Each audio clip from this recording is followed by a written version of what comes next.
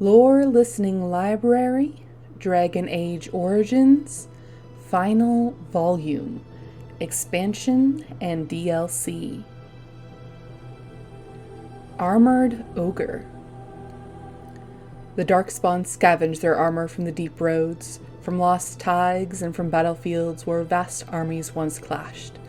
Typically, only Hurlocks, Shrieks, and Genlocks wear any such protection, ogres being far too large for conventional armor.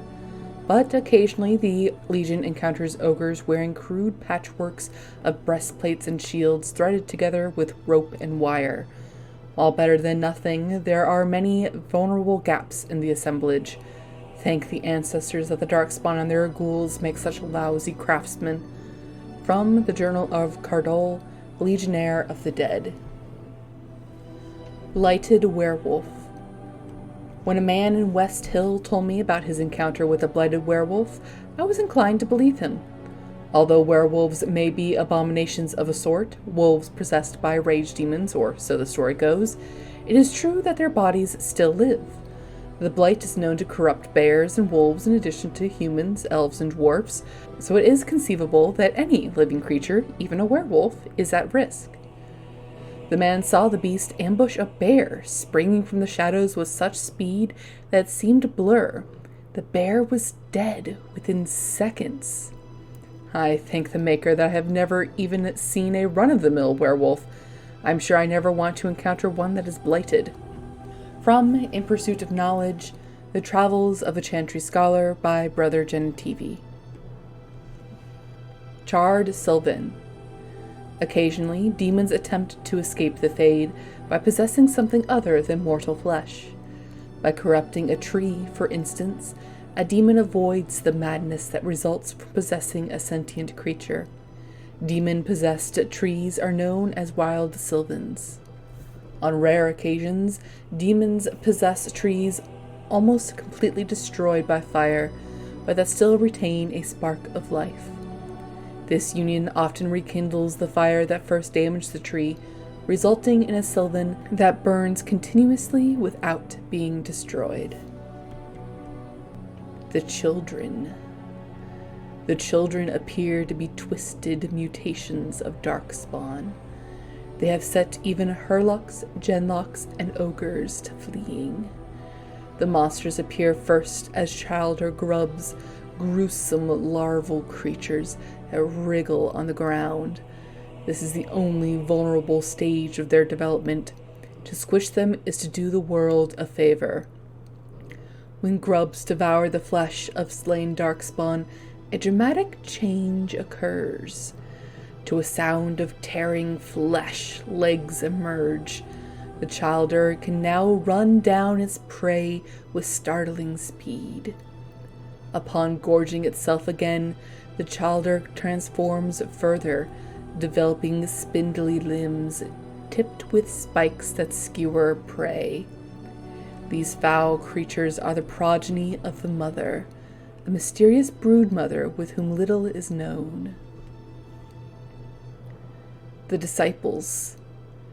The Disciples are Darkspawn that have become sentient after some sort of process of awakening, after which they choose their own names. They are cunning, powerful, and hold influence over non-awakened Darkspawn. The Disciples have split into two factions.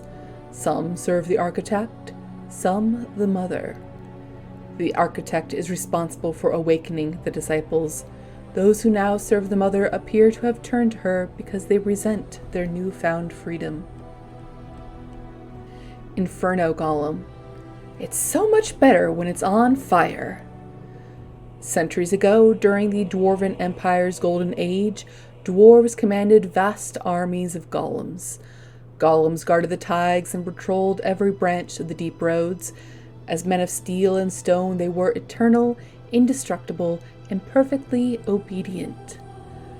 But Paragon Hero was not satisfied. He wanted Kalhiril's golems to be greater. In his forge, he gave them hearts like furnaces that would burn evermore. Thus became the Inferno Golems, with eyes that burn and veins coursing with molten lava. Baroness of the Black Marsh. The magic worked. I banished the dragon's essence to the Fade, but the enchantment was imperfect, and the bound between spirit and physical body remained.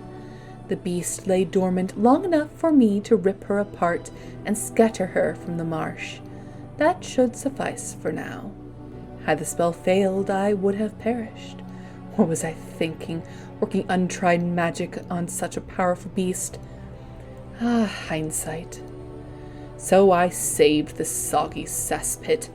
I don't know what that proves, but these are my lands now, and Orlais must not see me as a failure.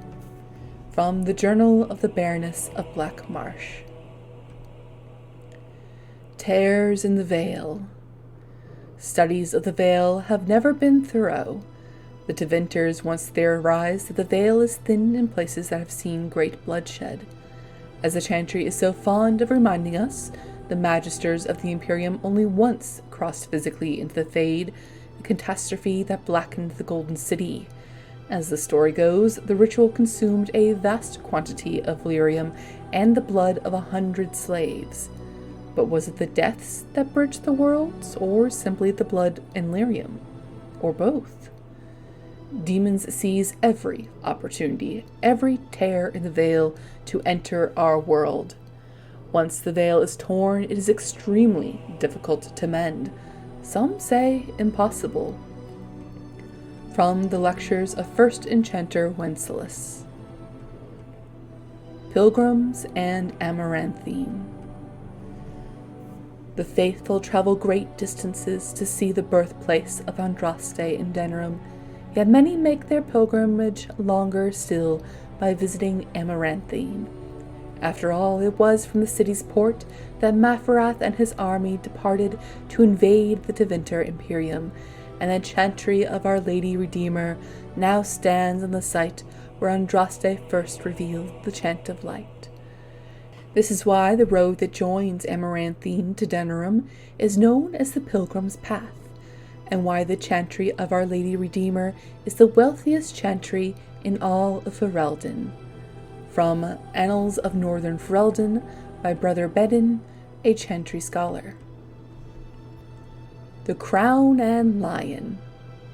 One Saturnalia long ago, a bevy of bards met in Amaranthine to determine whose songs best stirred emotions and whose stomachs best digested foul brew. The first bard fell mid-ballad into his barley soup, and the second into the lap of a lass most fair. Some say forfeiture was worth the price. The next could not keep his innards inside. One by one they succumbed to fatigue, boredom, or insobriety. At the end, no man was left standing. There was only I, the fair and lovely Rosalind, master and mistress of the Crown and Lion, who proved that no man is mightier than the slightest of lasses. From the War of Lions by the bard Rosalind. The port city of Amaranthine. Outside of Ferelden, the city of Amaranthine is now synonymous with the Arling herself, but before the Orlesian invasion, it was only a modest fishing village, despite a deep port well suited to commerce. At that time, few other kingdoms had any need to trade with the Ferelden barbarians. The city changed rapidly when the Orlesians came. They built temporary docks to accommodate ships packed with chevaliers, and for a time Amaranthine was the capital of occupied Ferelden. The Ban of Amaranthine became one of the wealthiest nobles in the kingdom, as goods like wool were leached from the city's swollen ports. During the liberation, the fleeing Orlesians looted the city, but left it otherwise unscarred. She recovered quickly. Ironically, Amaranthine's current prosperity is the legacy of Orlesian occupation. Do not share that opinion with the locals, mind. From the Annals of Northern Ferelden by Brother Bedin, Chantry scholar. The House of Amaranthine. The House of Amaranthine are one of the oldest noble families in Ferelden. Their lineage traces to the time of Kalhiral, when Elias Howe was one of the first freeholders to follow Kylan had. During the occupation, Tarleton Howe, Rendon Howe's father, threw his lot in with the Orlesians. After several bitter battles with rebels, the town of Harper's Ford, an outpost governed by Tarleton Howe, fell to the Couslands of High River. Tarleton hanged. Rendon brought the Howe family over to the side of Mark Theron and Logan McTeer's rebellion. Rendon's bravery at the Battle of White River, fighting alongside Bryce Cousland, earned back his family's honor. When King Mark took the throne to free Ferelden, Rendon Howe was decorated for his service. From Annals of Northern Ferelden, by Brother Bedden, Chantry Scholar. The Black Marsh. The Black Marsh is a dreary place, so damp you can feel the chill in your bones. Leave your clothes out to dry for a week and they'll still be cold and wet when you put them on. I called Martin daft when he suggested we move there. An awful place, he said, but also a place where one can make a great deal of money collecting peat. By the maker's soggy underclothes, he was right. From the Journal of Vera, a seamstress. Drake's Fall. Legends speak of a place where dragons go to die. In the far south, in the lands of the barbarian tribes, it is said that a dragon at the end of her days lies down and allows the bitter cold to take her. It is not just a legend. I have seen Drake's Falls with my own eyes. The ancient bones of these grand beasts piled atop one another. I felt the power that suffused this place and knew the Imperium would claim it. We built a city on the bones. We delved deep into the earth, collecting what remained of the primordial dragons who were so like our old gods. With these bones, we created staves for our magisters, armor for our warriors, and crowns for our archons. We fashioned phylacteries to hold our blood, and sarcophagi to hold our bodies, and prayed they would make us immortal. From the writings of Archon Melos. The Fortress of Kalhiral. The Fortress of Kalhiral was established by Paragon Hero and became known as a center of learning for smiths. Its workshops are where Paragon Hero conceived his famous improvements to golem resilience and power, and where Hero's favorite student developed a method for storing refined delirium that is still used today. These breakthroughs brought to Kalhiral great prosperity, its passageways glittering with gold and silver. For decades, the Tig was the favored home of apprentice smiths. Unfortunately, as time wore on, only the richest could afford to train there. When the dark spawn came, Kalhiral was among the first of the Tigs to fall. Our people still mourn the loss. From the writings of Shaper Ezerain. The Paragon Hero. Paragon Hero was born a warrior. He excelled at arms and strategy, but was not content. Hero believed he was born outside the caste system, able to be anything he chose, a warrior, a smith, even a noble. He would not rest until he'd mastered the art of war, the art of smithing, and the art of rule. He was eccentric, maybe even mad. Some say he'd taken too many blows to the head in the provings. Yet Hero accomplished what he set out to do. He trained under the greatest smiths and the greatest warriors, and his achievements in both fields were so great that the assembly could not help but make him a paragon. Thus, noble House Hero was born. From the writings of Shaper Ezerain. Surfacer Dwarves. Cloud-gazer, stone-blind, skyer. These are how dwarves describe their surfacer cousins. It's traditional to snort these words with disdain. A dwarf who goes topside forfeits his caste, his house, and the favor of his ancestors. Once he sets foot on the surface, he is no longer welcome in Orzammar. Still, in recent years, a great many dwarves have moved to the surface. Some are casteless and have nothing to lose. Others believe they have something to gain. Some think it's only a matter of time before Orzammar falls to the Darkspawn. Then there are the merchant caste dwarves with their frightful flair for business. I met one who nearly talked me into buying my own hat. I dare say most merchants don't give a nugget about losing their caste or the favor of their ancestors, not the way they're compensated. From Tales from Beneath the Earth by Brother Genitivi. The Great Strife. Worn inscriptions deep in the bowels of Vigil's Keep tell of the Avar clan that settled here. With our warriors unmatched in skill and strength, and here we settled in the caves carved by the hand of Korth the Mountain Father. Ruadan, shaman of the people, turned from the gods who had ever sheltered him. In his grief he destroyed the gifts of the Mountain Father and brought us low. And Ruadan pursued her. She fled into the earth and prayed to Korth to preserve her. He sent deliverance. They called themselves the Dwarves, and they protected Kylan. The darkness drove him to madness, but also gave him power. He turned our warriors against us. Cavail sought out the Dwarves, and together they bound Ruadan in this place. Remember Cavail. May Ruadan forever be bound here. The First Warden. The nominal leader of our order is the First Warden, but you can expect little assistance or guidance so far from the Anderfells. Even those close to Weishaupt learn to suffer alone. The murmurs are true. Their First Warden is often embroiled in the politics of the Anderfells and has little opportunity to consider worldly matters. I would like to believe it is a matter of survival, not a political self-interest. Know that your mission is vital. You carry the hopes of our order.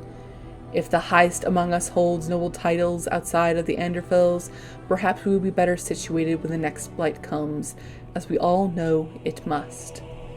A confidential report for the Warden Commander. Vassals and their liege. Some kingdoms rigidly define the rights of vassals and their duty to their liege. In Ferelden, a relatively new kingdom, the Arles and Arleses theoretically command their Arlings' bands and lords. In practice, those lessers often zealously maintain their independence. Some Ferelden vassals must be goaded instead of ordered, swayed, not ruled. Vassals owe military obligation to their liege, yet often deny even sworn oaths and signed contracts. In contrast, the vassals expect their liege's protection despite provocation otherwise. A successful Ferelden liege applies force, persuasion, and duplicity in equal measure. From A Guide to Statecraft, published anonymously. The Vigil. Vigil's Keep is one of the oldest settlements in Ferelden, older than Denerim and Gwaren. The barbarians who battled the Tevinter Imperium chose this location for a fortress so that their warning fires would be visible at great distance when Tevinter ships neared the coast. The Vigil has seen battle in every major invasion of Ferelden. Tevinters, rival barbarian clans, and Orlesians have all held her battlements. The Vigil was the first fortress to fall to the Orlesians and the last to be freed. The cellar beneath Vigil's Keep retains traces of the Avar barbarians. To the Avars, the Vigil was both a fortress and a holy site. The cellars bear monuments to their gods, heroes, and their rare military victories. The Vigil's cellars connect to the deep roads far below. Evidence suggests the Avars and Dwarves traded in secret, a breach of promises made to the Tevinter Imperium in the days before the Darkspawn. Anders. Most people enjoy being kicked in the head to be woken each morning. Me, I'm just so picky. Anders is an apostate mage. He was arrested by Templars who intended to cart him back to the Circle Tower. Vigil's Keep was to have been a short stop on the long journey. Unfortunately, the keep was attacked just after the group arrived. Anders was found standing over the bodies of his captors. He insisted they were killed by Darkspawn. Regardless, Anders joined the Warden to defeat the Darkspawn in Vigil's Keep, if he undergoes the joining. Afterwards, Anders was recruited into the Grey Wardens. He survived the joining, if he is taken by the Templars and given leniency. Although Anders fought alongside the Warden Commander at Vigil's Keep, the Warden Commander returned the mage to the Templars' custody after the battle, with a request that the Templars be lenient, given what Anders had done to help the Grey Wardens. The Warden Commander gave Anders a kitten as a gift. Anders stowed the kitten, Sir Pouncelot, in the folds of his robe. Anders' old friend Nemaya revealed that the Templars had moved the phylacteries for most mages in Ferelden, including Anders, to the city of Amaranthine. But the warehouse where the phylacteries were supposedly stored was actually a Templar trap. The Warden stood with Anders against the Templars, for which the mage was grateful.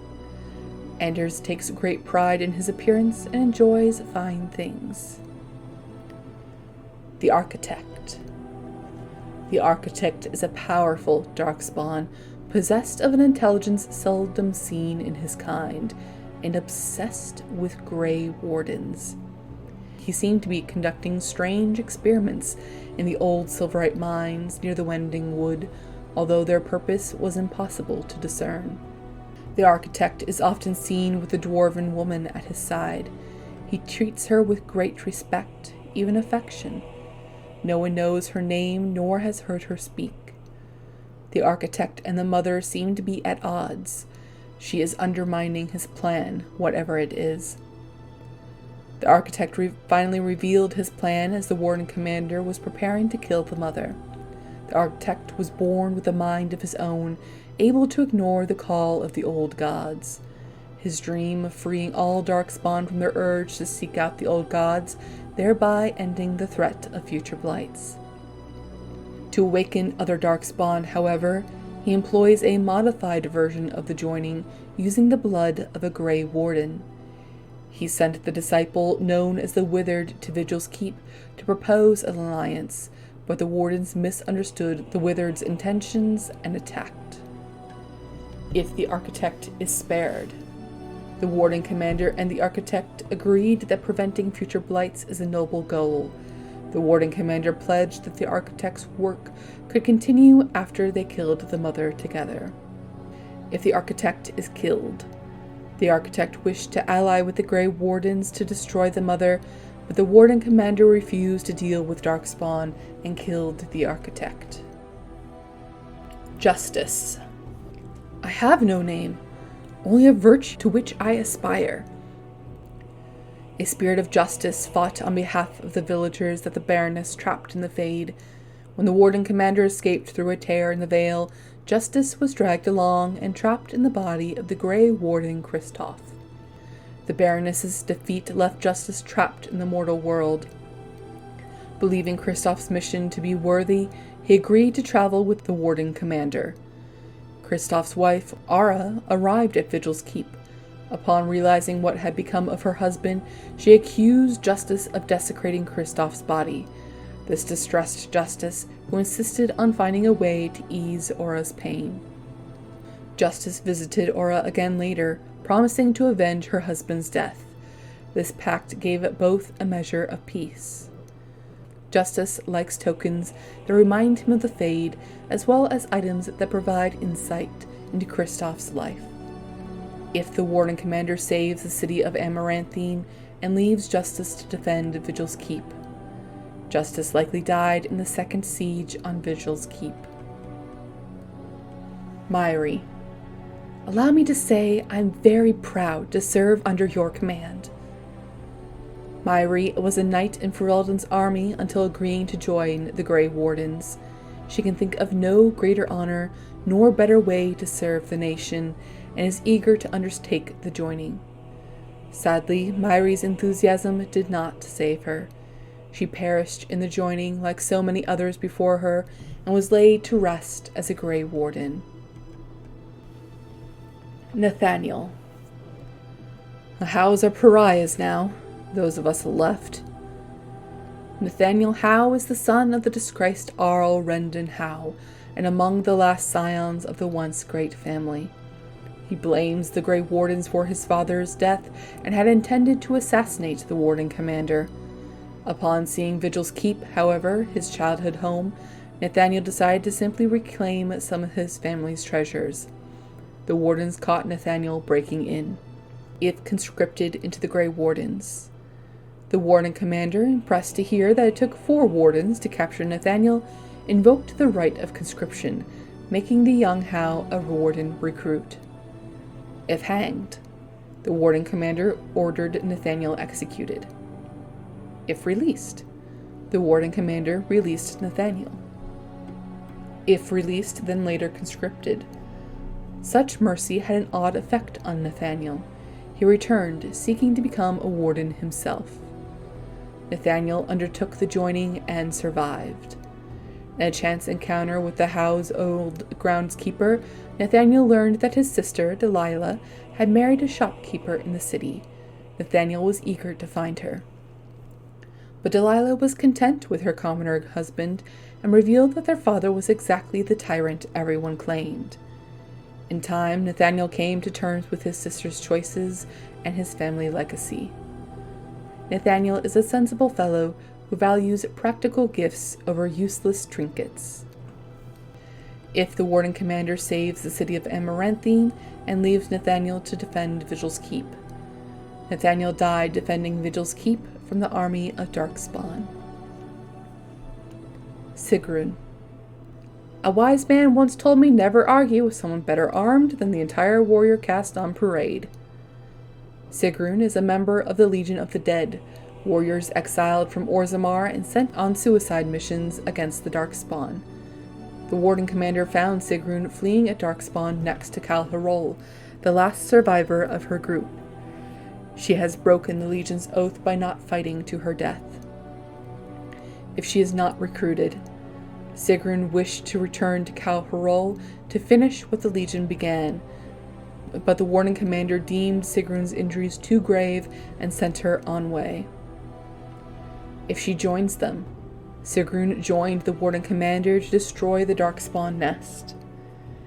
After Kalhiral was purged of Darkspawn, Sigrun agreed to join the Grey Wardens. She survived the joining. Sigrun is fascinated by the surface world. She collects little curious things from all over Thedas. If the Warden Commander saves Amaranthine and leaves Sigrun to defend Vigil's Keep. Sigrun met her end fighting Darkspawn at Vigil's Keep, fulfilling her promise to the Legion. The Mother. The Mother is a powerful, intelligent broodmother who holds a large group of awakened Darkspawn under her spell. She is utterly insane, orchestrating twisted schemes with the Darkspawn she controls. The Mother and the Architect appear to be in conflict. The Mother's Darkspawn brood are twisted mutations that prey on all who cross their path, even other Darkspawn. The Architect confessed that the Mother was one of his failed creations. He attempted to free her from the call of the old gods, but her awakening drove her mad. She has plotted against the Architect ever since. Ogre. Now let's go introduce some Darkspawn arses to my foot. Only polite thing to do. Ogre was once married to Branka, Orzammar's sole living paragon, but she left him to search for the Anvil of the Void. Ogre took to drink, then accidentally killed another warrior in a drunken proving match. For this mistake, Ogre was stripped of his house and barred from bearing weapons. For a warrior, worse than exile. When the Grey Wardens called for aid from the Dwarves, Orzammar's throne was contested, and only a paragon could settle the dispute. Ogre, hoping to find his wife, offered to guide the party through the deep roads. But Branka's obsession with the Anvil of the Void had driven her mad. The Wardens helped choose a new king, and Ogre, having left everything, left with the Wardens. When the blight was ended, Ogre settled down with his old flame Felsi and had a child. But domestic bliss did not last, and so Ogre traveled to Vigil's Keep in the hopes of becoming a warden himself. Ogren's passion for strong drink hasn't waned. Ogren survived the joining. His extensive experience drinking bitter swill likely helped. Felsi arrived at Vigil's Keep demanding to see Ogren. Their conversation ended poorly. He admitted to feeling guilt over abandoning his child and resolved to be a better father. If the Warden Commander saves the city of Amaranthine and leaves Ogren to defend Vigil's Keep, alas, Ogren cannot hold off a hangover, let alone an entire army. He died when the Darkspawn sacked Vigil's Keep again. Seneschal Varl. Varl has spent his life defending Amaranthine. When Rendon Howe was Arl, Varl briefly became Seneschal of Vigil's Keep, but he repeatedly objected to Howe's orders and was demoted to lower and lower ranks. Nonetheless, he continued to serve with defiance. When Howe's acts turned more sinister, Varl secretly sheltered those in need and used what little power he had to counteract the Arles' atrocities. Soon, Varl was languishing in the dungeon awaiting execution. But Howe died first. When the Grey Wardens took over Amaranthine, the Order reappointed Varl as Seneschal. Although Varl is not a warden himself, his position as administrator of the Warden's lands makes him privy to many secrets of the Order, including the joining ritual. This rare honor is a testament to his character. Alas, Seneschal Varen was killed in the second Darkspawn assault on Vigil's Keep. Valana. I know a human crime when I see it. I've experienced more than enough of them. Valana wreaked havoc in the Wending Wood, murdering humans who crossed her path to terrorize the nearby villages into releasing her sister. However, the Warden Commander discovered that Darkspawn were to blame for Valana's sister's disappearance. Hoping to rescue her sister, Valana offered to help the Warden Commander destroy the Darkspawn. If she is refused, the Warden Commander refused an alliance and killed Valana, believing her crimes too great to go unpunished. Valana was upset to discover that her sister, Sirani, was working willingly with the Architect. She pledged herself to the Grey Wardens and survived the joining. An encounter with Valana's former clanmate, Marin, revealed that the clan had cast Valana out and denounced her anti-human crusade. If Valana's approval fell too low, but Valana grew impatient with the Warden Commander and left the Grey Wardens. If Valana is brought along to Drake's Fall. Sirani appeared as the Grey Wardens were making their way through the Mother's Lair and explained how the Architect had convinced her of the similarities between the Darkspawn and the Dalish. Sirani's passion may have swayed Valana's feelings. Valana is fond of the color green, as well as items that remind her of elven culture and nature.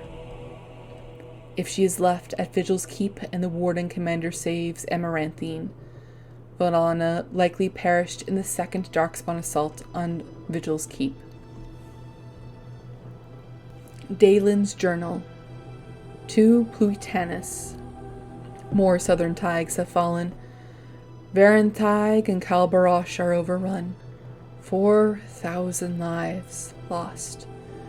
The Darkspawn are almost at the gates of Kalhiral.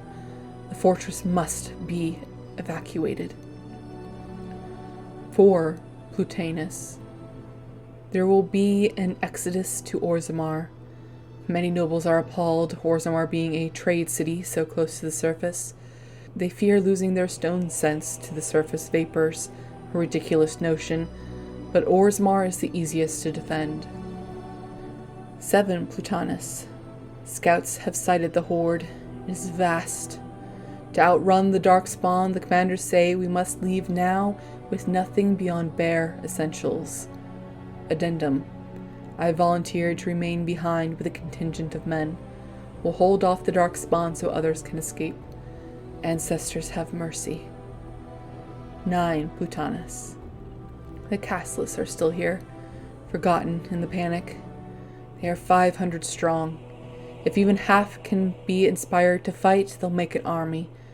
There's a chance, a small chance, that this will make the difference. 10 Plutonus. 200 men and women. Ancestors grant that 200 are enough. 15 Plutonus. The Darkspawn have pushed us back to the inner keep. Only a handful of us survive, but we've held them back for 5 days. We could not have done this without the castless. No, not castless. To call them castless would be a mistake. Their sacrifice must not be forgotten. Records of the Black Marsh. Some years ago, a dragon rampaged through the countryside, gorging herself on animals and people. Before long, she nested near the village of Black Marsh. Fearing she would drag off villagers to feed her young, we sent men to drive the beast away. The men were never seen again. The new Baroness had till then done little for her people, but she emerged from her manor and told us not to worry. She'd been sent for Orlais not just to rule, but to protect. She promised the dragon will be gone by sundown the next day. She set off in the morning, alone. We were certain she'd gone insane. What chance had one woman against a dragon? At sundown there came a loud clap, like thunder, so great it shook the earth. Then our Baroness returned to us, triumphant. Of the dragon there was no sign. The Baroness, no longer aloof, sang and danced with the lowest of us. There were dark whispers that the Baroness was a witch, but we did not care. Her magic had saved us, and for that we loved her. From the records of the village of Black Marsh. Kristoff's journal. Few in town have heard anything about Darkspawn stragglers. I doubted reports myself until a man told me he encountered Darkspawn in the Black Marsh. Although locals say the marsh is haunted, brave and desperate souls like this man still risk collecting peat. The man said their leader spoke, but all know Darkspawn cannot talk. More horrifying, he described a monster, a worm with legs. Surely he was mistaken about it, following the Darkspawn. I shall leave for the Black Marsh in the morning. From the Journal of Kristoff, Grey Warden. The Baroness's secret. The veil is weak near the stone circle. Perhaps it's my rituals, but I suspect it has always been weak here. I feel traces of old, ancient magic. Perhaps this is what drew me here. I think the girls feel it too. As we approached the circle, they sensed something wrong. With me? Did they fear me? Something about this place is changing them, claiming them for its own. It is conceivable that using their blood to reinvigorate me traps their souls in the Fade. Perhaps they've become the same demons, ghosts, spirits who invade my dreams. No, it doesn't matter. They are nothing. Peasants. While I am the Baroness of Orlais. From the Journal of the Baroness of Black Marsh. Ancient Vows. There is an inscription in the stone. And so you are defeated by a Var and Dwarf, bound by the blood of your people. May they hold you here forever. Whatever was imprisoned here scratched a message in the stone. Kival, nothing will hold me. These walls will rot before I expire. When they do, I shall defame your gods. Call your mortal shells to serve me, and hunt down every last one of your kinsmen, Avar and Dwarf. Kristoff's note. These Darkspawn act like no pack I've seen, employing misdirection to keep their location secret. When Archdemon leads, Darkspawn are predictable, straightforward, yet these elude even a Grey Warden. I tracked the pack through the Colorand forest to the edge of the Black Marsh. The marsh is dangerous, but soon I'll be home, back with Aura.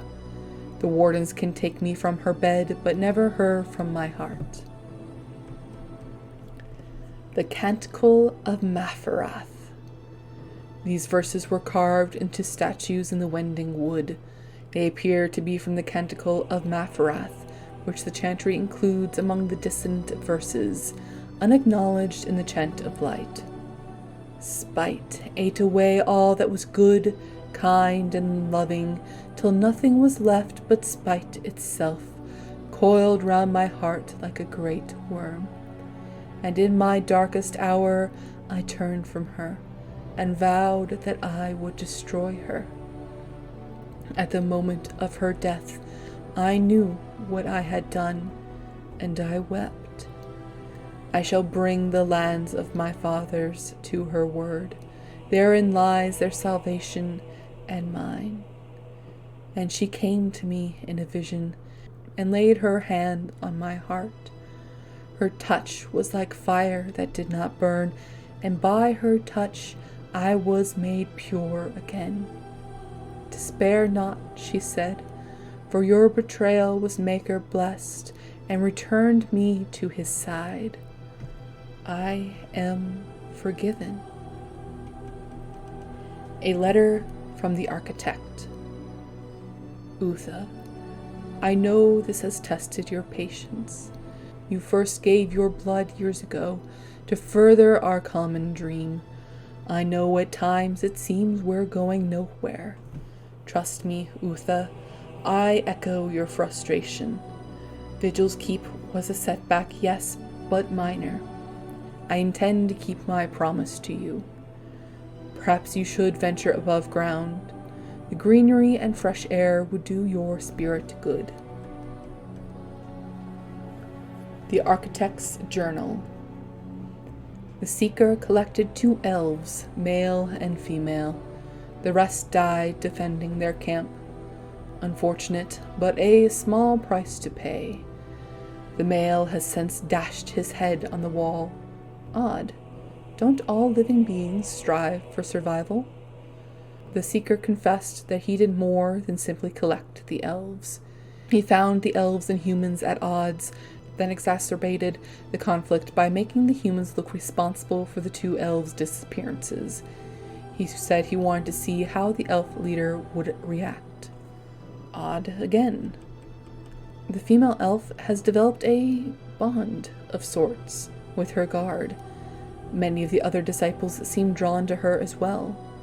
The Seeker says her name is Serani. Perhaps I should speak to her. Maybe she will understand.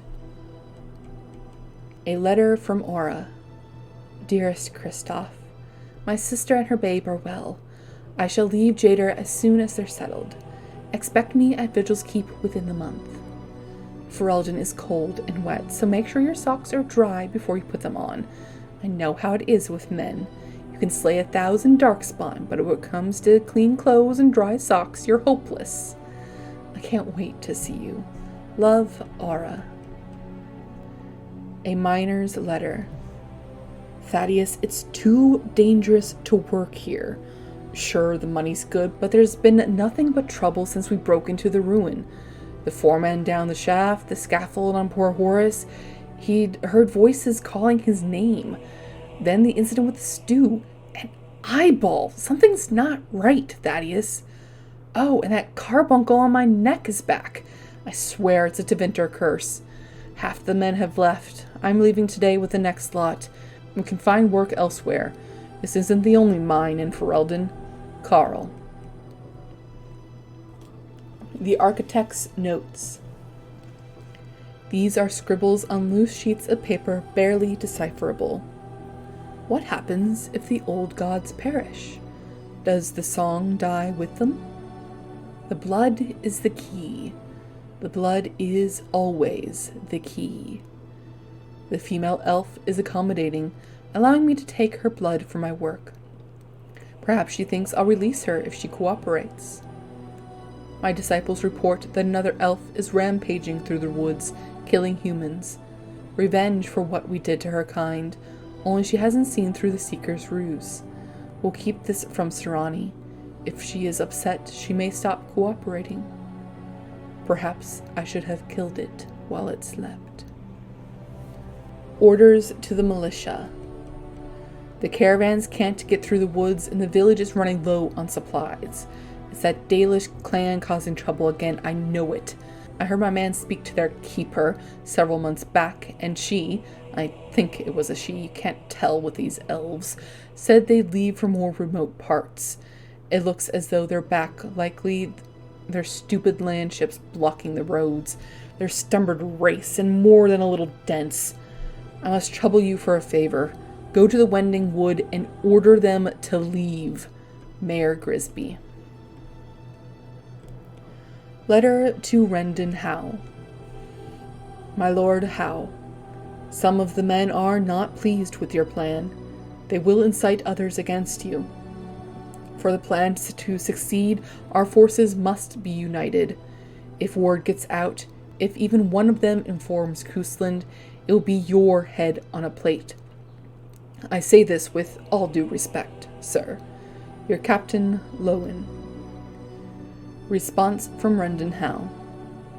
Lowen, we cannot afford an insurrection. Put any troublemakers in chains. Do whatever it takes to weed them out. Whatever it takes, Lowen. Do not fail me. Arl Rendon Howe. A scout's report. The defenses have failed and the golems are lost. The way is clear from the pillars of Kadash to Kalhiral. The Darkspawn are 3 days from Kalhiral, 4 at most. Prepare the Tig. A list of instructions. Arlana, the warriors say we must leave Kalhiral for Orzammar. Here are my things to pack. I need my gowns. If the trunks cannot hold all of them, leave the old rose one with the pearl buttons, and perhaps the midnight blue. All of my jewels. I don't know when we're coming back, so I'd like to have them with me. At least a week's worth of food, including 10 bottles of wine, 10 bottles of ale, and 30 bottles of water from the spring. Orzammar is a dirty city, teeming with surfacers and castless. I dread to drink its foul water. The children will need all their toys. And their beds. Make sure to bring the beds. On a second thought, bring ours as well, and at least 3 changes of bedclothes. I don't know where they'll house us. I hear Orzammar's dining quarter is smaller than House Hirul's dining room. Ugh, just thinking about it makes me ill. A letter from Liliana. Dearest, I hope you're well. Alas, I'm unable to come to the keep as I promised. I am so sorry, but the Grand Cleric herself wishes to speak with me.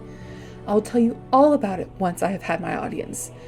Is it true the Darkspawn have not retreated? No matter. I'm sure you have it under control. Wish I could be there, killing Darkspawn beside you. Perhaps you could save some for me? Alright, that was a joke. Do not spare them. That would be silly. You are always in my thoughts. Love, Liliana. P.S. Maybe you could consider growing some roses around your keep? That would make it so much prettier, don't you think? A letter from Zevran. Greetings from Antiva. I would prefer to be where you are, my sweet. Antiva is so dull without you to brighten it.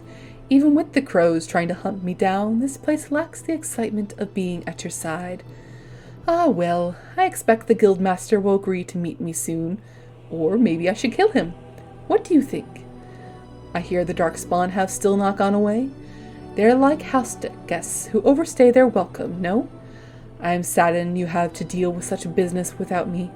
I must deal with the crows, and when I return to you, not even sharp razors will be able to separate us. Until then, you remain in my dreams, especially the naughty ones. Yours always, Z. Karsten Wilde's Last Testament. They came to me for help, these 3 maidens of Black Marsh. They were young, beautiful, vital, everything she desires. They gave me gold, jewels, and family heirlooms. I imagine their mothers and fathers, uncles and brothers, pressing those treasures into their hands, enough to ransom a life promised to their baroness.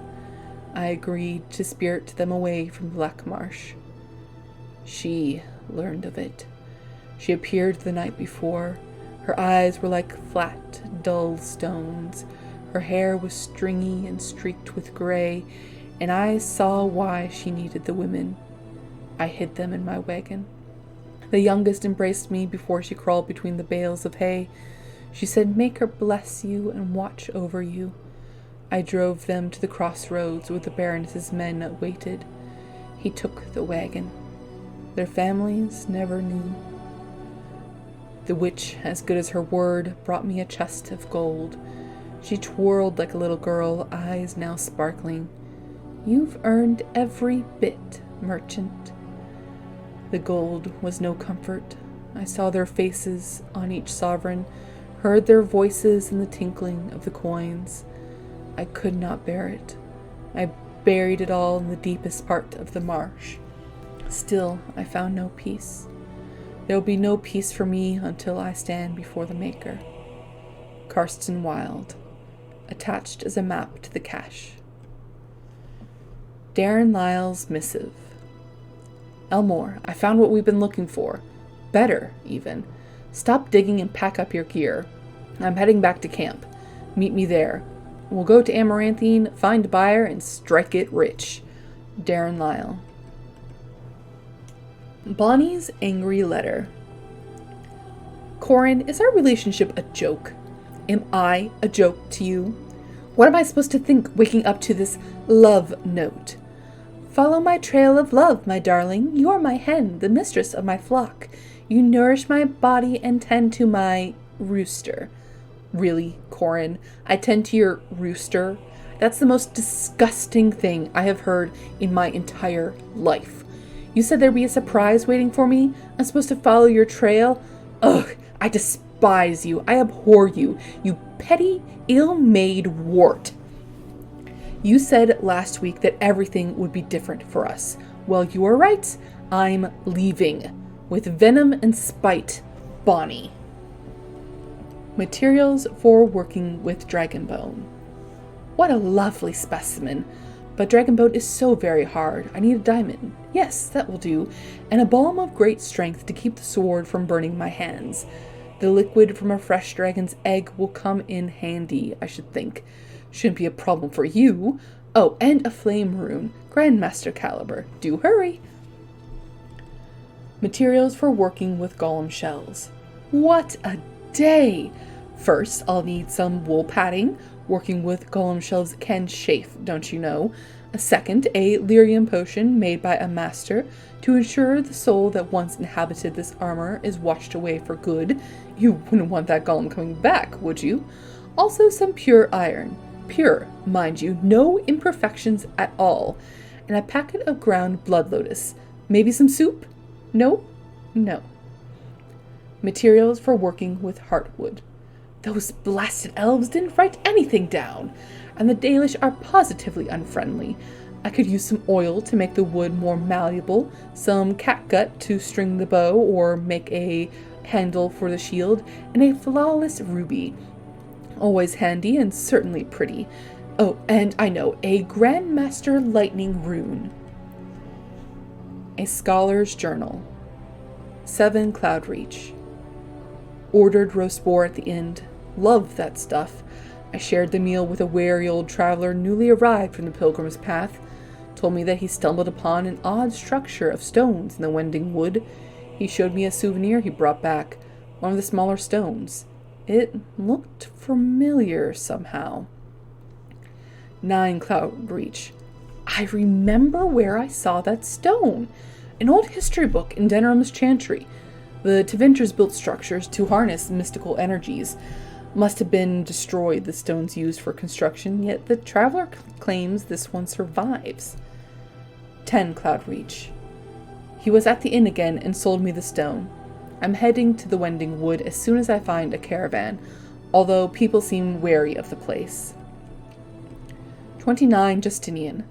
Finally found a caravan. Nervous lot, though. Barely halted to let me out. Found the structure and spent the day studying it. Burned myself on the magical fire several times, but I think I figured it out. Must make a path of fire that connects all the stones in a single loop. Will attempt after I drive away whatever creature's making that rustling noise. Warden's Keep. The history of the Drydens. In the years following the siege at Shoulder's Peak, all those who carried the Dryden name were hunted by King Arlen's forces. Our noble Dryden name was smeared, and all lands and holdings belonging to the Drydens were seized by the crown. The king feared that the rebellion started by Sophia would be kept alive by her loyal friends and family, and anyone with connections to the Drydens suffered greatly. It is little wonder, then, that the few remaining Drydens found themselves with no allies and nowhere to turn. Tobin Dryden, Sophia's brother and guardian of her young son, had no choice but to flee Ferelden. Tobin bought passage to Antiva on a merchant vessel and traveled under the name Dorashur. Once in Antiva, Tobin set about building a new, quiet life for himself and his nephew. He started a small business and eventually made a name for himself as a trader. The Dorashur merchant family prospered, and the name Dryden was almost forgotten. However, in 815 Blessed, Sylvie Dorashur uncovered old documents belonging to Tobin and pieced together the family's history. In her pride, and perhaps her naivete, Sylvie reclaimed the name Dryden and returned to Ferelden. King Arland lies dead, and the Dryden name lives on. Our family has survived, even thrived, since the death of Sophia Dryden. The nobles of Ferelden may still spit on the Dryden name, but we Drydens know that Sophia Dryden was greater than them, almost a queen and a hero of the people of Ferelden. From the personal files of Levi Dryden, Merchant. The History of Soldier's Peak, Chapter 1. The Grey Warden base at Soldier's Peak was built in the middle of the Glory Age, several decades after the Second Blight was ended. Before then, Grey Wardens in Ferelden would take up residence in castles and forts that belonged to generous nobles. Warden Commander Gaspar Asturian desired a fortified headquarters where his forces could train and live. He planned that Soldier's Peak would be a city unto itself. The defeat of the Darkspawn and the archdemon Zazakel was fresh in the minds of the Ferelden people, and many were willing to donate gold to build Commander Asturian's fortress. Soldier's Peak was fully completed within 10 years and dedicated to the Maker in 234 Glory. From The History of the Grey Wardens in Ferelden by Brother Genetivi, Chantry Scholar. The History of Soldier's Peak, Chapter 2. As he approached his 60th year, rumors swirled that the corruption in Grey Warden Asturian's blood was beginning to take its toll. According to reports from that time, the commander experienced terrifying waking dreams and heard his name whispered from the dark corners of Soldier's Peak. It is said that Asturian would spend hours locked up alone in the great hall of the base, muttering to himself, though no one was ever able to make out what he was saying. Many also believed that Asturian began, in secret, to draw up plans to expand his fortress, adding to it hidden passages and alcoves, all to protect himself from the shadows that pursued him. No one knows whether Asturian was able to complete his project, for his deterioration had become obvious to anyone who spent any amount of time with him. He was quickly replaced by Warden Commander Frida Hallwick. Asturian was taken to Orzammar, where he submitted to the calling, the last rite of the Grey Wardens, and went to his death with honor. From The History of the Grey Wardens in Ferelden by Brother Genetivi, Chantry Scholar. The History of Soldier's Peak, Chapter 3. After Asturian's death, the rumors and theories became increasingly outlandish. One of the more ridiculous rumors told of Asturian's infatuation with an elven princess of lore, whom he was trying to resurrect in a secret ritual chamber through the use of blood magic and the princess's favorite food, raspberry jam. Warden Commander Frida Hallwick launched a thorough investigation into Asturion's secret plans, but was unable to uncover any evidence that anything in Soldier Peak had been changed. Commander Hallwick declared that the rumors about Asturion were a slight on his memory, and that anyone found repeating them would be harshly punished. The stories were thus silenced. From The History of the Grey Wardens in Ferelden by Brother Genetivi, Chantry Scholar. The History of Soldier's Peak, Chapter 4. There was one mystery, however, that persisted, and this mystery perplexed even Commander Hallwick herself. When Commander Asturion went to his calling in the deep roads, he did not have in his hand his sword, Asturion's might, forged for him by dwarven smiths and presented to him upon the completion of Soldier's Peak. Nor did he pass the sword on to his successor, or to any other Grey Warden. While some maintained that Asturion had simply destroyed the sword in his dotage, others believed he had stashed it away somewhere in Soldier's Peak.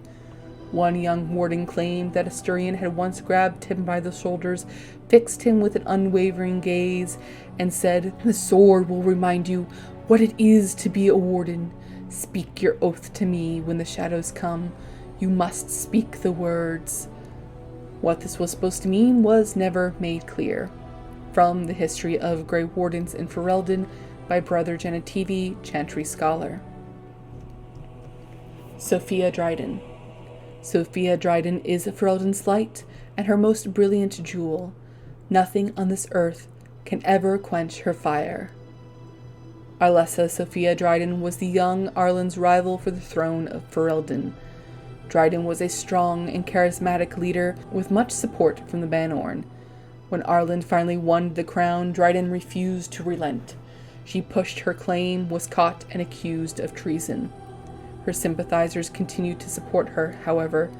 In order to appease them, Dryden was spared execution and forced to join the Grey Wardens instead. Dryden survived the joining and dazzled the Grey Wardens at Soldier's Peak with her leadership, skills, and charm. She eventually rose to the ranks and became Warden Commander of Ferelden. Before Commander Dryden, the Grey Wardens were seen as a relic of an older time and an unnecessary drain on the nobles' coffers. Dryden, though, with her political connections, reinvigorated the Wardens and rapidly increased their numbers. In the meantime, Arlen proved himself a devious king, willing to go to brutal lengths to silence his opponents. Arlen's reign of terror grew worse with each passing year, and some of the bands approached Commander Dryden in desperation, begging her to intercede. She agreed, and thus the rebellion against King Arlen born. Arlen learned of the rebellion and took steps to end it.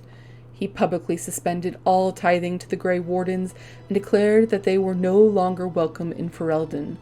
Some of the Wardens, mindful that they were supposed to remain politically neutral, felt disgraced by Dryden's involvement in Ferelden politics and left her side even as the king's forces lay siege to Soldier's Peak. The siege took months and ended with the death of Sophia Dryden. From the personal files of Levi Dryden, merchant. Addendum. King Arlen had driven the Grey Wardens from Ferelden, and after the siege of Soldier's Peak, the base was abandoned. When Soldier's Peak was finally entered again for the first time in centuries, it was discovered that Sophia Dryden had been possessed by a demon. Sophia Dryden's Journal. 21 Elevista. It is done. The nobles have thrown their lot in with Arlen. Arlen, the snot-nosed man-child. Arlen, who did not walk till he was in his 5th year. Arlen, who had to be pried off his nursemaid's breasts not 2 years ago, or so it is whispered. The Terns and the Arles believe him to be a simpleton and easily led, but I have seen something in that boy's eye, and it terrifies me. 10 Moriolis. I watched the summer day processions from a room high in Fort Dracon. The regent has me for treason, when my only guilt is of being true to my country and my heart. The guard's tongue was easily loosened with the gift of a ruby ring, and I am told the bands are fighting against my sentence. I shall pray, but not hope. There will be anything but the gallows for me. tu ferventis. Draught was like bitter fire, but I survived. Weep for me, for I survived. Would that they had made a clean end for me. I should have died a lady, the greatest of the Drydens, not lived to become this nothing, this monstrous thing. 19 Matronalis. Enough. I shall waste no more time with wretched, womanish lamentation. Death would have been easy, but fate saw fit to spare me, and I shall seize upon this chance. The Grey Wardens are an army, and the old commander is weak, a wisp of a man. I will inspire the Wardens, and Arlen will rue the day he spared my life. Select entries from the journals of Warden Commander Sophia Dryden. A letter from Ban Mothen Wolf. Sophia. All Roan and his entire family have been slaughtered, even the children. The Roan line is no more, and the Arling belongs to the crown for now. Arlen believed Roan was plotting against him. Roan criticized the king's spending on Wintersend. That is all. It was an idle word spoken out of turn. The king goes too far.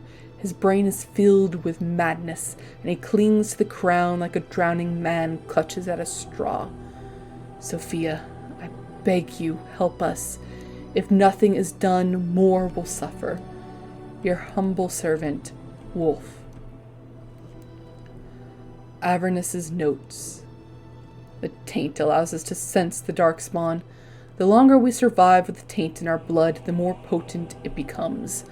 Unfortunately, this corruption will eventually overwhelm the Warden. Over time, it devours both mind and body, leaving nothing. But what if the spread of the corruption could be stopped or contained in some way? What if the Warden could become more powerful without having that power kill him? How great would that power be? Would it be enough to stop the demons? The joining ritual is crude.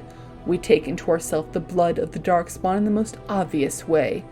Most die from the corruption immediately. It is, after all, poison. There must be some way to refine the joining, isolate the true power that is found in darkspawn blood, and leave behind the evil that kills us. I can feel the corruption starting to take its toll on my body. I must not succumb. There's too much work to be done. Through my magic, I've been able to slow its inevitable spread, but not to stop it completely. I'm starting to hear things, even while awake. A voice, more beautiful than any other, that calls me from the depths. In my dreams, I see the Black City. I am drawn towards it.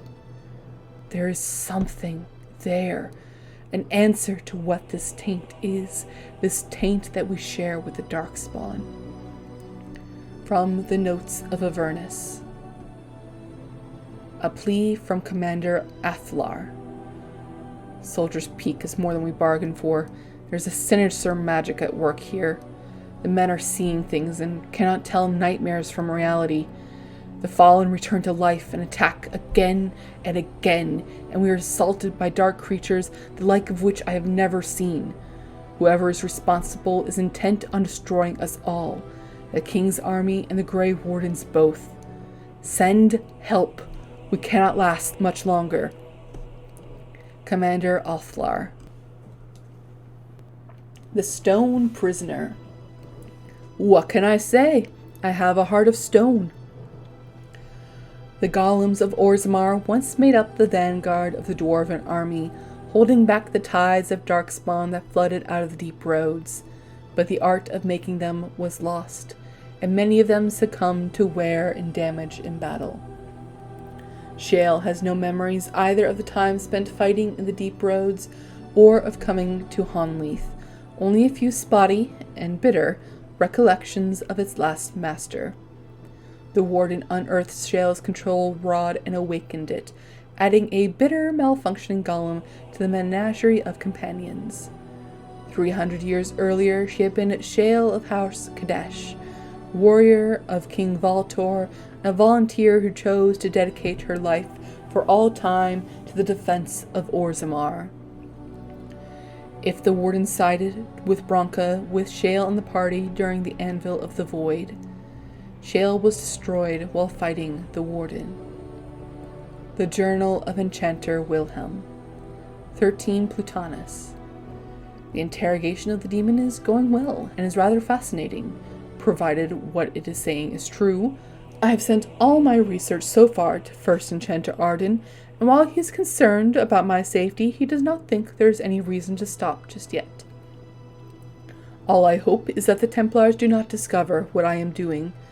How will we ever find another way to deal with demonic possession if the Chantry does not let us research it? 20 Elavista. Young Matthias nearly wandered down here again today, and this time I forgot to leave the barrier up. I believe I will key the defenses to ignore anyone of my blood. I'd rather have the boy stumble into the laboratory than have him killed by my forgetfulness. Poor lad. All he wants to know is why his father spends so much time beneath the tower. I will spend more time with him soon, I swear it. 28 Elavista. Shale is acting strangely. I wonder if I should discontinue my experiments upon it. I'm so near a breakthrough, I'm certain. Perhaps it's best if I focus on the demon. 2 Matronalis. The demon almost managed to get away again. Tricky. I shall have to be more careful. Young Eamon sent a letter asking me to return to Redcliffe. I shall have to consider it soon. 11 Matronalis. Could it be? What an intriguing discovery, especially considering that the demon was attempting to keep me from it at all costs. Or did it lead me to that information by seeming to deny it from me? I must discover this truth.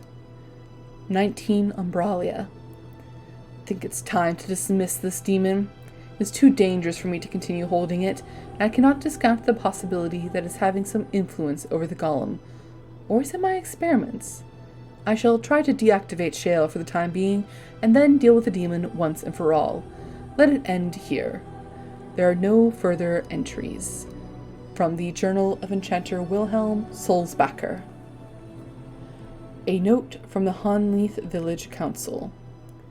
Mistress Matilda, the council has unanimously agreed to put you in charge of the decorations for Honleith's upcoming Harvest Festival. We all adored what you did with the festival for the winter solstice. As usual, the statue must be adorned with items that capture the essence of the season. Iris kindly offered to use her wide-brimmed straw hat with the berries and daisies, and would love to see it on the statue. Farmer Goodman will also donate some of his baby pumpkins. We think a garland of small pumpkins and ribbons draped about the statue's shoulders would be lovely. Whatever you decide will be splendid, I'm sure, and we are all looking forward to it. Councilman Murray.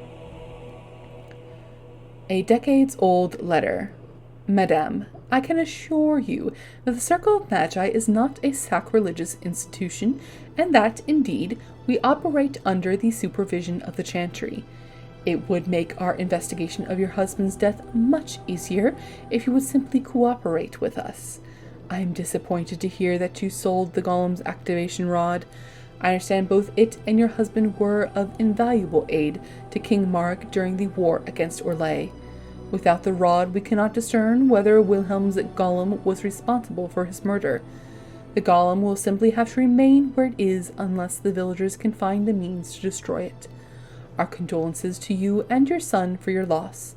I imagine it is of little consolation to you, but your husband is much admired here and will be missed. Maker keep you, First Enchanter Arlen. Return to Ostagar.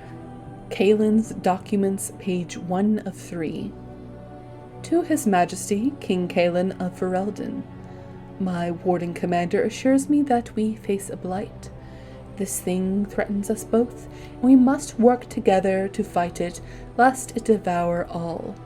Our two nations have not had a happy history, but that is all it is, history. It is the future that is at stake now. Let us put aside our father's disagreements so that we may secure the future for both our countries. My chevaliers stand ready and will accompany the Grey Wardens of Orlais to Ferelden. At your word, the might of Orlais will march to reinforce Ferelden forces. Sincerely, Empress Celine I. An official letter from Empress Celine I of Orlais to King Kylan of Ferelden. Kylan's documents, page 2 of 3. Your Majesty, my men will arrive as soon as possible to bolster your forces. Make her willing this blight will be ended before it has begun. Kylan, I beseech you, as your uncle, do not join the Grey Wardens on the field. You cannot afford to take this risk. Ferelden cannot afford it. Let me remind you again that you do not have an heir. Your death, and it pains me to even think of it, would plunge Ferelden into chaos. And yes, perhaps when this is over, you will allow me to bring up the subject of your heir. While a son from both the Theron and Mactyr lines would reunite Ferelden like no other, we must accept that perhaps this can never be. The Queen approaches her 30th year, and her ability to give you a child lessens with each passing month. I submit to you again that it might be time to put Honora aside. We parted harshly the last time I spoke of this, but it has been a full year since then and nothing has changed. Please, nephew, consider my words, and Andraste's grace be with you. A letter from Arles Estate to King Kylan. Kylan's documents, page 3 of 3. This letter appears to have been crumpled, then carefully smoothed out and folded again. Kylan. The visit to Ferelden will be postponed indefinitely, due to the Darkspawn problem. You understand, of course. The Darkspawn have odd timing, don't they? Let us deal with them first. Once that is done, we can further discuss a permanent alliance between Orlais and Ferelden. A note written in uncharacteristically familiar tone from Empress Celine to King Kylan. Darkspawn Chronicles. Ogre. Ogre was a decorated and highly respected warrior of the dwarven city of Orzammar, until his wife, the Paragon Bronca, made him into a cuckold. Ogre turned to drink and then accidentally killed a young noble while intoxicated. After the dwarves stripped Ogre of his pride and weapons, he left for the surface. He settled in the Nod Noble Tavern in Denerim, ranting about his glory days to anyone who would listen. People of Ferelden. Sir Cothrian. Sir Cothrian was Logan Mactyr's trusted second in command. She was always suspicious of Alistair, but put aside her dislike to support his battle against the Blight. Ban Ciorlic.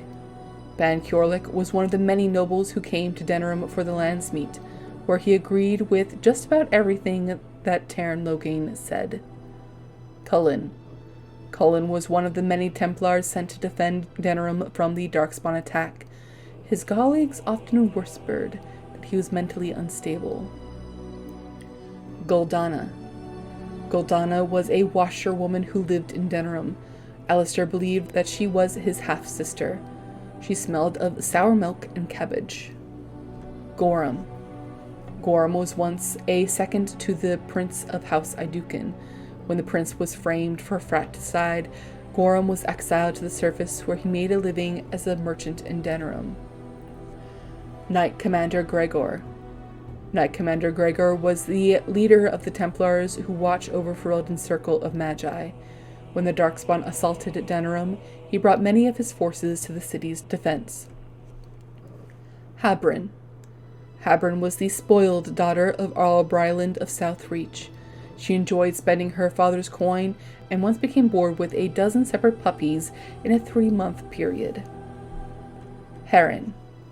Heron was the partner of Master Wade, Denerim's most famous armorer. Heron managed the finances and day-to-day operations of their shop.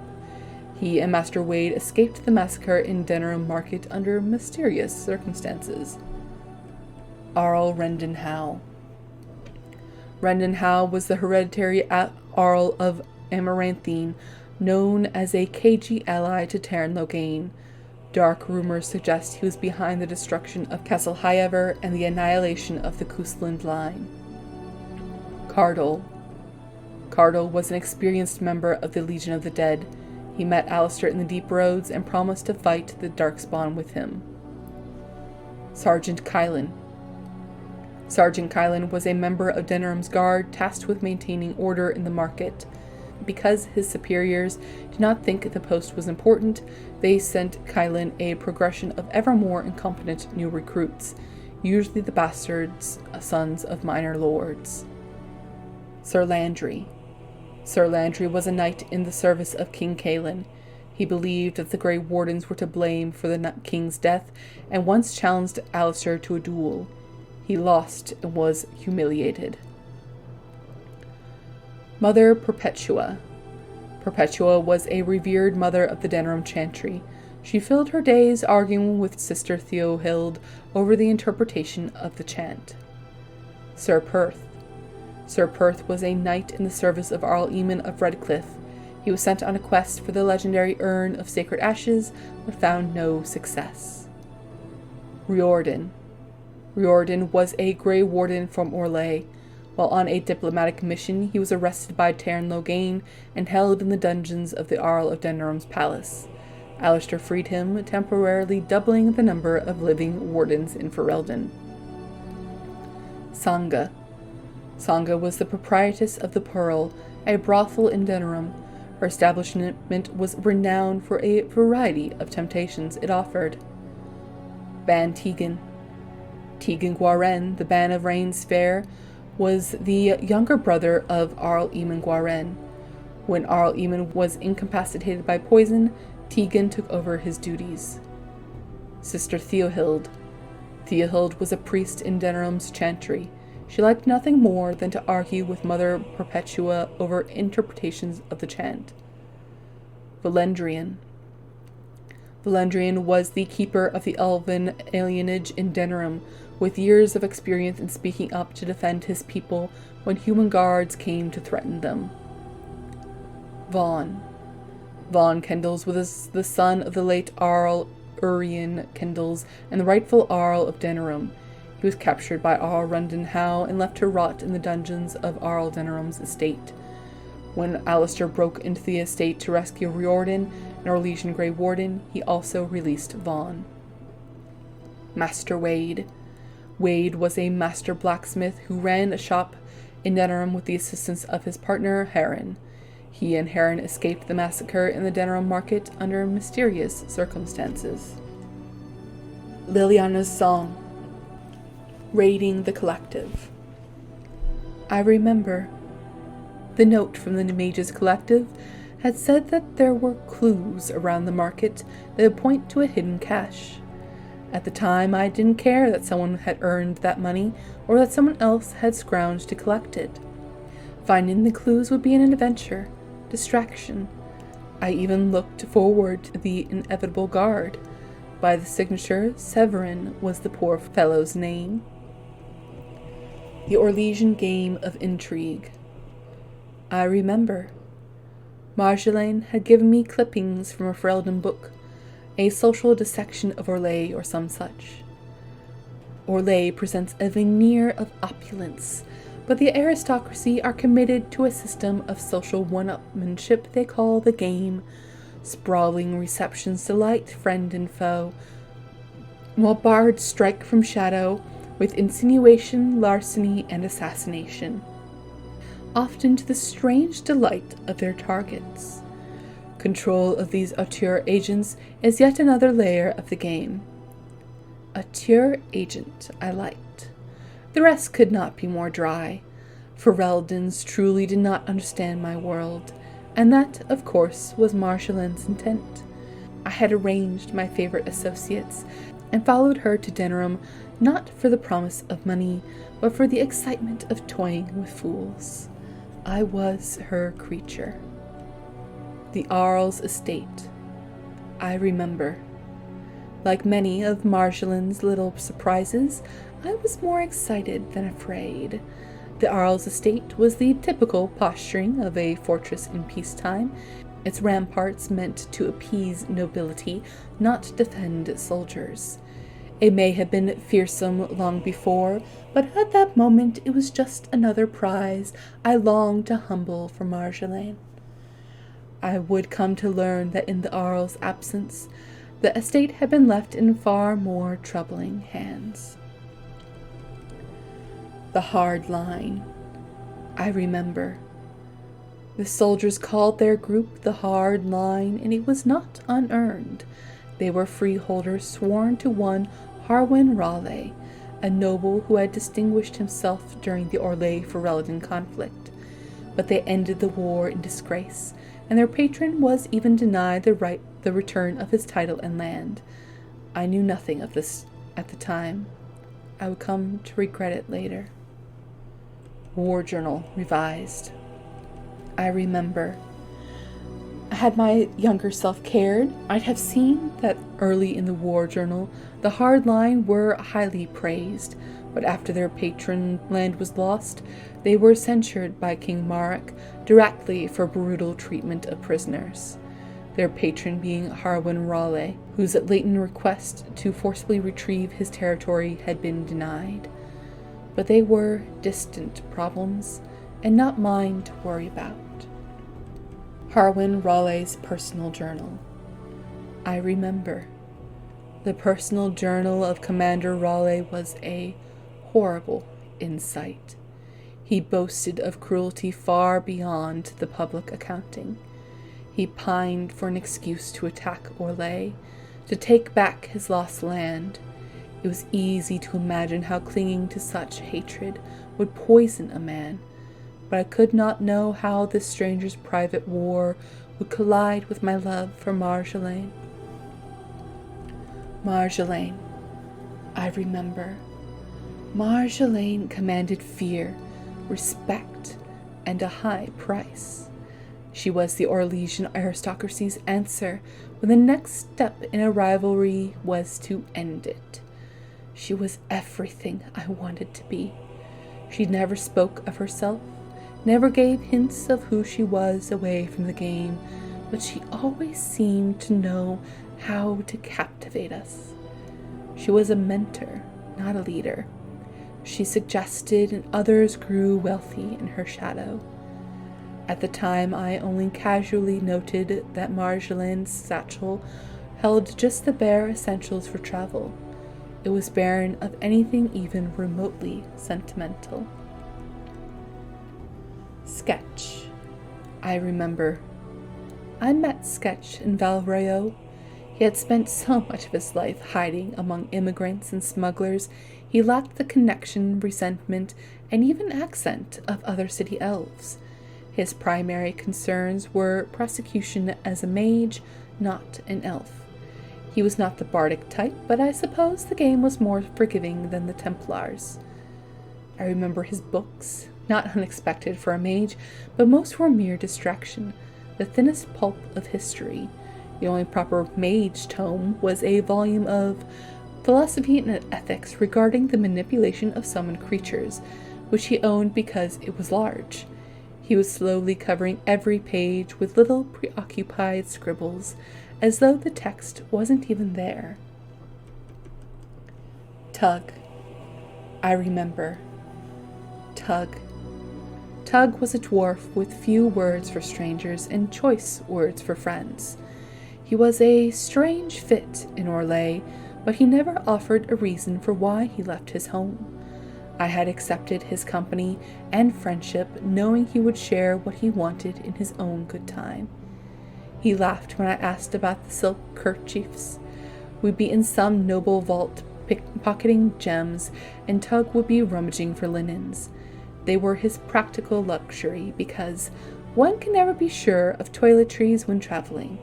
He once said, far too loudly, that he'd spoiled himself and lost his callus, and I suspect that may have been for Sketch's blanching reaction.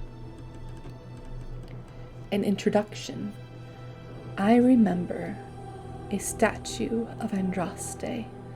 There were many in both Orlais and Ferelden, but I had never held still long enough to really care to see one.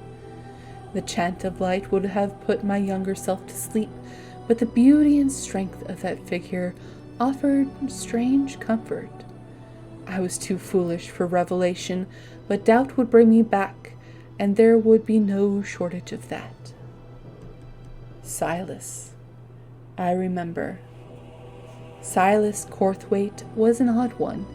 He eagerly fell back into the role of soldier. At the time, I assumed he wanted revenge.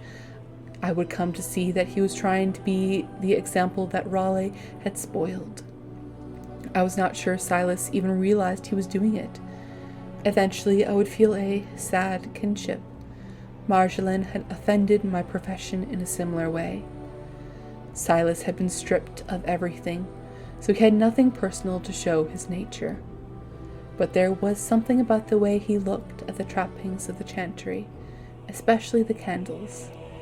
He was a stranger there, like me, but as a Ferelden he was not so far from home.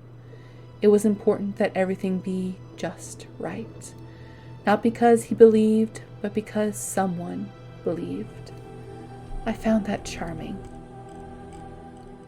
The Golems of Umgarak.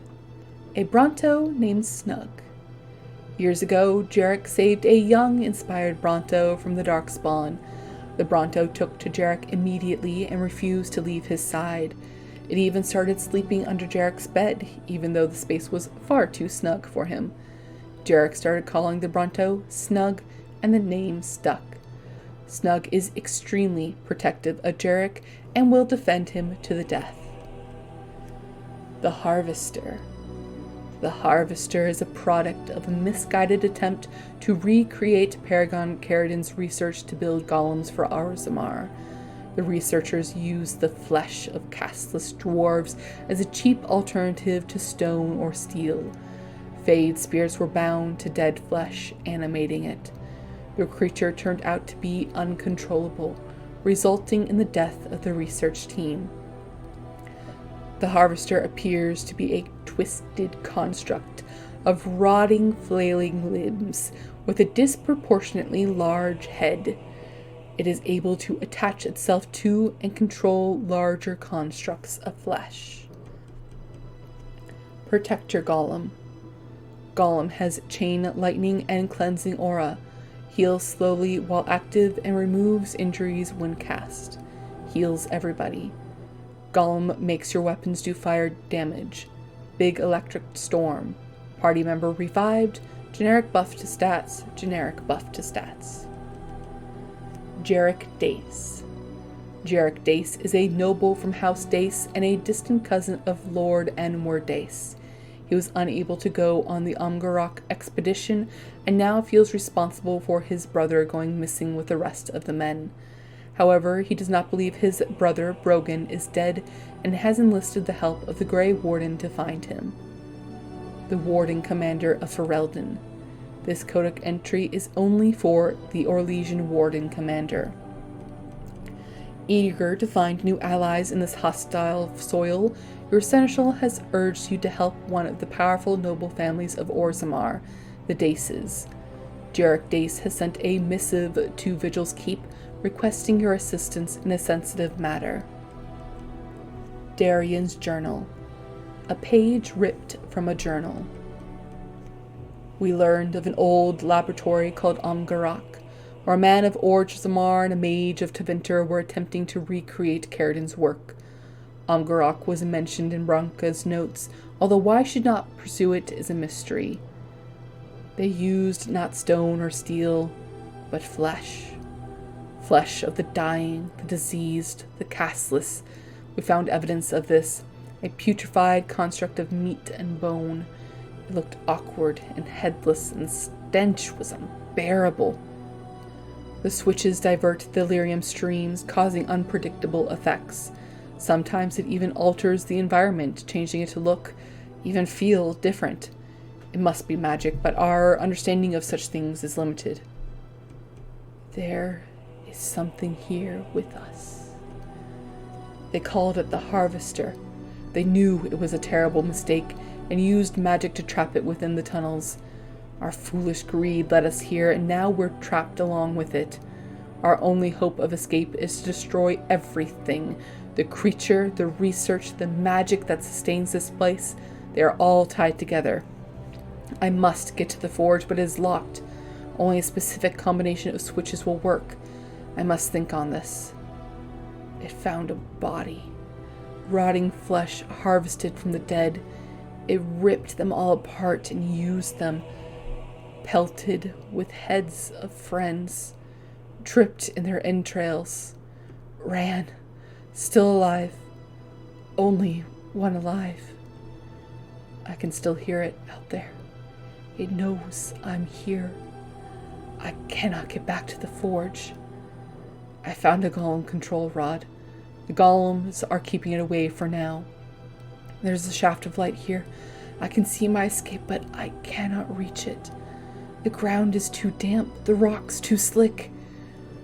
I could go out there and make it quick, or stay here. Death is certain either way. Ancient scribblings. A note scribbled on old, moldy parchment. Very little remains of Carradin's writings. The memories say the Paragon destroyed much of his own research. What madness drove him to do such a thing? King Voltor preserved what he could. Thanks to him, we have something to work from. Nerida, my mage colleague, believes lyrium is the key. A note scribbled on old, moldy parchment. I have ordered more iron from the Miners' Guild. The shaft rats will deny this request, citing our waste of good iron, but I've prepared for this eventuality. I've come up with an alternative. The castless. No one will miss them. It's far better for them to die in service of this great experiment than continue living their worthless lives. Nerida seems reluctant, but she is from the surface and doesn't understand. No matter, she wants the research to continue as much as I do, and will eventually come around. A note scribbled on old, moldy parchment. A breakthrough! Nerida bound a Fade spirit to a construct of flesh and bone, and it moved! We'll have something concrete to show the nobles and the Shaper once we put it back together. Someone must have overlooked a missing seam. When the construct came alive, the head tore itself from its body and scrambled off. Nerida says it's nothing to worry about. She was looking for it now. In fact, that scratching at my door is probably her. Seneschal Garvel's missive. Warden Commander. We recently received a message from one Jarek Dace of Orzammar. He requires your aid in locating an expedition lost in a place called Umgarok, somewhere in the deep roads. I have enclosed the letter. Your faithful servant, Seneschal Garvel. Witch Hunt. The Varterel. According to Ariane, the elven gods created Varterels to guard the elves and their most treasured artifacts. They are so rare that even Dalish believe they are only legend. The one you encountered was especially vicious, attacking even Ariane, one of the people it was created to protect. Why exactly is anyone's guess. Letters from the past. Commander Regnar of House Kadash. You were wise to send the relic you uncovered. The Shaperate has compared the carvings on it to various records and believed them to be of elven origin, possibly thousands of years old. I would advise that you cease repair work on the warrior training grounds immediately and continue investigation. A team will be dispatched from Kalhiral as soon as possible. Shaper Warwick. The excavations are going well. I think Shaper Warwick secretly hopes that the artifacts will lead him to the lost city of Arlethon, despite Tevinter records that insist on its complete obliteration. Even if he found the site of the city, there would be little remaining of any worth. As for the artifacts, they must have come to this area by trade. Kadash Taig is old, built upon an ancient settlement called Cadhalash. Lots of junk can accumulate over that much time, even elven junk. From Shaper Assistant Shala's journal. Dyer. Got the carvings.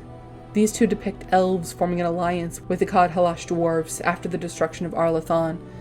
Scholars say it's proof they took refuge here to escape the Imperium. Should get a great price for this from collectors and historians. And I almost got caught running these things to your man. They'll hang me if they find out. I want a bigger cut. 50 or we're done. Letter from an excavation worker. We thought the Imperium found the elves hidden in Kalhiral and destroyed them, but it doesn't add up. The Tig was destroyed with conventional dwarven weaponry, not magical forces. No supernatural means melted the stone, and no immense forces pulverized the pillars. We uncovered shields, among other things, bearing the heraldry of old Kalhiral houses. We destroyed Kalhiral, our own people. The only remaining conclusion is that Kalhiral learned that they were sheltering elves, and knowing it would jeopardize their alliance with the Tevinter Imperium, took steps to cover it up. Thus far, there has been no evidence to contradict this theory, but it has split the Shaperate. Some wish to enter it into the memories, while others demand that it lies forgotten in the dark halls of the roads. From the notes of Shaper Warwick. The Mumbari Hound. It's the Warden or Warden Commander. He has returned to your side after some time spent in the kennels of Denerim. Ferelden lost many of its war dogs during the Blight, and kennel masters selected your prized hound to strengthen their packs. He has been mated with female hounds from all over Ferelden and has sired several litters of puppies. If the Warden never got a Mumbari in Origins. After your defeat of the Archdemon, Taryn Fergus Cousland of High Ever presented you with a prized, purebred Mumbari hound. He has joined you on your hunt for Morrigan. If it's the Orlesian Warden Commander. After you were appointed as Warden Commander of Ferelden, Taryn Fergus Cousland of High Ever presented you with a prized, purebred Mumbari hound. He has joined you on your hunt for Morrigan. Flemeth's Demise.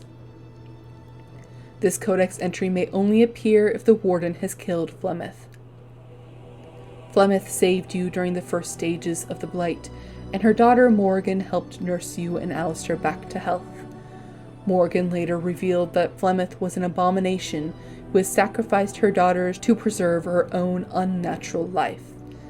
You agreed to confront Flemeth before she could sacrifice Morrigan, and found the enigmatic old crone at her hut in the wilds. After a short exchange, she shape-shifted into a high dragon, and with difficulty you killed her. So much about Flemeth remains a mystery. Standing in front of her desecrated home in the marsh sent a shiver down your spine, like someone walking over a grave. The Grey Warden. This codex entry is only for the Orlesian Warden Commander. Weishaupt has provided little direct assistance, but has recently promised more aid if you complete one small task. During the last Blight, the hero of Ferelden worked with a purported witch of the Kukwari Wilds, Morrigan. The role she and her mother Flemeth played in the Blight has caused a great deal of concern to the First Warden. Although scarce on details, the First Warden is offering considerable support if you find Morrigan and acquire some information. What information you need to obtain, though, is frustratingly vague. After you send scouts to track down Morrigan, you discover that you are not alone in looking for her. The Templars believe that she is a dangerous blood mage and are offering a high price for her elimination, and the Crown has soldiers looking for her in southern Ferelden. Morrigan has ignited controversy in your ranks too. Some believe she should be found and killed, such as your Seneschal Garavel, while others believe she should be spared if she cooperates and answers some questions. Your scouts recently uncovered the location of Flemeth's hut and report unusual activity in the area. Random recipes. Ellie's exploding elixirs. A good explosion will always spice things up. This volume of knowledge showed you recipes to make dispel grenades, elemental grenades, and soul rot bombs. Franny's recipes. This wise herbalist collection of information showed you recipes for making superb health poultices and potent lyrium potions. And that concludes this final volume on Dragon Age Origins. Next week, we'll be opening the volume on a brand new gaming series that made us wonder, is any of this real or not?